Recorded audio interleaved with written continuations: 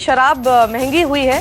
केजरीवाल सरकार ने शराब पर स्पेशल कोरोना फीस लगा दी। एमआरपी पर 70% नई फीस लगा दी गई है, जिसके चलते आज से दिल्ली में शराब 70% महंगी मिलेगी। दरअसल लॉकडाउन 3 में शराब की दुकानें खोलने की छूट मिलने के बाद पहले ही दिन सोमवार को वहां भीड़ उमड़ पड़ी। इस दौरान लोगों ने सोशल डिस्टेंसिंग को ताक पर रख दिया। इससे कोरोना संक्रमण का खतरा बढ़ने की आशंका बन गई।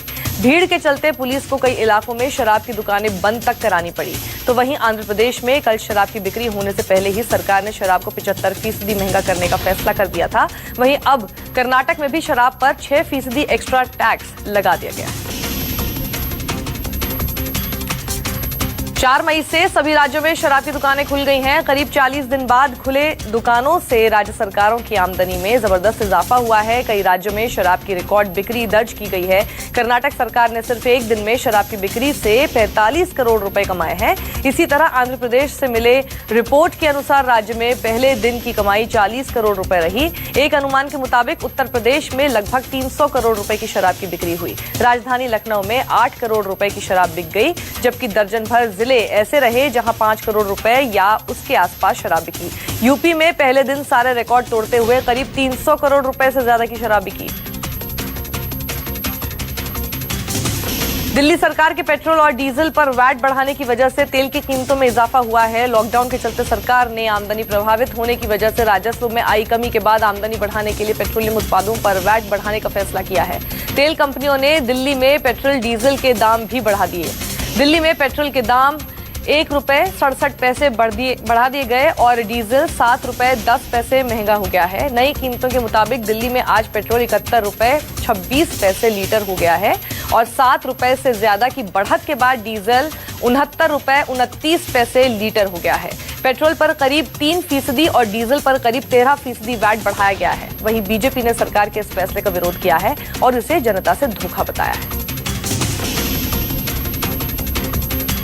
नोबेल पुरस्कार विजेता और प्रख्यात अर्थशास्त्री अभिजीत बैनर्जी ने कहा है कि कोरोना संकट की मार झेल रही अर्थव्यवस्था को पटरी पर लाने के लिए देश की आबादी के एक बड़े हिस्से के हाथों में पैसे पहुंचाने होंगे। वहीं राहुल गांधी ने पीएम मोदी का बिना नाम लिए अभिजीत बैनर्जी से पूछा कि ऐसा माना जाता है कि एक मजबूत नेता ही कोरोना के खिलाफ लड़ सकता है, जिसके जवाब में अभिजीत बैनर्जी ने कहा कि अमेरिका और ब्राजील के नेतृत्व के बारे में भी यही कहा जाता है, लेकिन वो जो कहते हैं वो काफी हास्यास्पद होता है। Current is that strong leaders can take on this virus. What is being sold is that it requires one man to charge into, against the virus. That's really the problem. So that has been disastrous, as we know. I mean, the US and Brazil are 2 countries which are just messing up right and left, and these are 2 quote-unquote strong men behaving like they pretending that they understand anything, but even what they say every day is kind of laughable. So we have this, if anybody wanted to believe in the strongman theory, this is the time to disabuse themselves. Delhi के Lutyens zone के सबसे महत्वपूर्ण building में से एक शास्त्री भवन में भी कोरोना ने दस्तक दे दी है। कानून मंत्रालय का एक अधिकारी कर्मचारी कोरोना पॉजिटिव मिला है। इसके बाद शास्त्री भवन के कुछ हिस्सों को सील कर दिया गया है। कानून मंत्रालय के कर्मचारी के कोरोना पॉजिटिव मिलने के बाद हड़कंप मच गया है। उसके संपर्क में आए लोगों की तलाश शुरू हो गई है। इसके साथ ही शास्त्री भवन के ए विंग में गेट नंबर 1 से लेकर 3 तक को सील कर दिया गया है। साथ ही पूरे इलाके को सैनिटाइज किया जा रहा है। लिफ्ट और गेट को बुधवार तक के लिए बंद कर दिया गया है। लुटियन जोन में किसी सरकारी इमारत को सील करने का यह दूसरा मामला है। इससे पहले नीति आयोग की बिल्डिंग को सील किया गया था। कोरोना की वजह से टाली गई आईआईटी जेईई परीक्षा की नई तारीख जारी कर दी गई है। अब 18 से 23 जुलाई के बीच जेईई मेंस की परीक्षा होगी। इसके अलावा मेडिकल कॉलेज में दाखिले के लिए नीट की परीक्षा 26 जुलाई को होगी। आज केंद्रीय मानव संसाधन विकास मंत्रालय ने इंजीनियरिंग और मेडिकल प्रवेश के लिए जेईई और नीट परीक्षाओं की नई तारीख घोषित का ऐलान किया।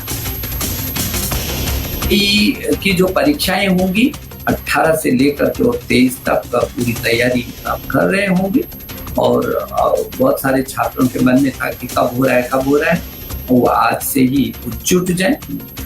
जेईई एडवांस अगस्त में होगा और उसकी तिथि भी हम आपको अवगत कराएंगे। 20 जुलाई को नीट की जो परीक्षा होगी। इजराइल के रक्षा मंत्री ने दावा किया है कि उनके देश ने कोरोना वायरस की वैक्सीन बना ली है। रक्षा मंत्री नेफ्टली बेनेट ने अपने एक बयान में कहा कि इजराइल के डिफेंस बायोलॉजिकल इंस्टीट्यूट ने कोविड-19 का टीका बना लिया है। उन्होंने कहा कि हमारी टीम ने कोरोना वायरस को खत्म करने के लिए टीके के विकास का चरण पूरा कर लिया है। रक्षा मंत्री नेफ्टली ने बताया कि ये एंटीबॉडी कोरोना वायरस पर हमला करता है और इसे शरीर में खत्म कर देता है। उन्होंने कहा कि संस्थान अब एंटीबॉडी के लिए पेटेंट प्राप्त करने और इसके व्यापक पैमाने पर उत्पादन के लिए तैयारी कर रहा है। जम्मू कश्मीर के डोडा में सुरक्षा बलों ने एक संदिग्ध आतंकी को गिरफ्तार किया है। आतंकी के पास से गोला बारूद भी बरामद हुआ है। संदिग्ध आतंकी का नाम तनवीर अहमद मलिक है। सर्च ऑपरेशन के दौरान सुरक्षा बलों ने इसे पकड़ा। जम्मू कश्मीर में एक बार फिर से आतंकी हमला हुआ है। बडगाम में सीआरपीएफ की 181वीं बटालियन की टुकड़ी पर आतंकियों ने ग्रेनेड से हमला कर दिया, जिसमें एक जवान घायल हो गया है। इस ग्रेनेड अटैक में 4 आम नागरिकों के भी घायल होने की खबर है। घायलों को उपचार के लिए अस्पताल में भर्ती कराया गया है। इलाके की घेराबंदी कर तलाशी अभियान शुरू कर दिया गया है। जम्मू कश्मीर के हंदवाड़ा जिले के काजियाबाद इलाके में सोमवार शाम आतंकियों ने पेट्रोलिंग कर रहे सीआरपीएफ जवानों पर हमला बोल दिया। इस आतंकी हमले में सीआरपीएफ जवान अश्विनी कुमार यादव समेत 3 जवान शहीद हो गए। अश्विनी कुमार यादव गाजीपुर के रहने वाले थे। घटना की जानकारी कल शाम परिजनों को हुई तो परिवार समेत पूरे इलाके में कोहराम मच गया। शहीद अश्विनी की पत्नी और बेटी ने बताया कि वो बेटी को डॉक्टर बनाना चाहते थे और वो ये भी बोलकर गए थे कि जब वापस आएंगे तो साइकिल खरीदेंगे। शहीद की एक बेटी और एक बेटे के साथ 2 भाई भी हैं जो घर पर खेती के साथ ही प्रतियोगी परीक्षाओं की तैयारी कर रहे हैं। हंदवाड़ा के आतंकी हमले में शहीद कर्नल आशुतोष शर्मा और मेजर अनुज सूद का आज अंतिम संस्कार किया गया। कर्नल आशुतोष शर्मा का अंतिम संस्कार पत्नी पल्लवी और बड़े भाई पीयूष ने किया। मुखाग्नि देते समय पत्नी के चेहरे पर गर्व की मुस्कान थी। इससे पहले कर्नल आशुतोष को मिलिट्री स्टेशन में श्रद्धांजलि दी गई, जिसमें मुख्यमंत्री अशोक गहलोत भी शामिल हुए। वहीं पंचकुला में मेजर अनुज सूद को उनके पिता सीके सूद ने मुखाग्नि दी। मेजर अनुज सूद का पार्थिव देह को आर्मी हॉस्पिटल से उनके पंचकुला स्थित घर ले जाया गया था। वहां पत्नी आकृति बिलख पड़ी। शहीद की बहन हर्षिता सेना में कैप्टन है। कश्मीर के हंदवाड़ा में घर में छिपे आतंकियों की सूचना मिलने पर दोनों अफसर 3 साथियों के साथ शहीद हो गए।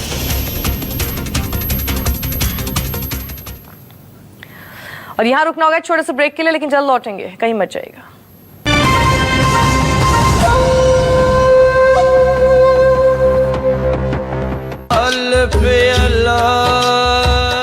सूफी तराना, नया जमाना, सबसे बड़े स्टार, भंगड़ा शानदार, पंजाब की 10 सुरीली आवाजों के साथ लॉकडाउन में न्यूज़ 24 ई कॉन्सर्ट।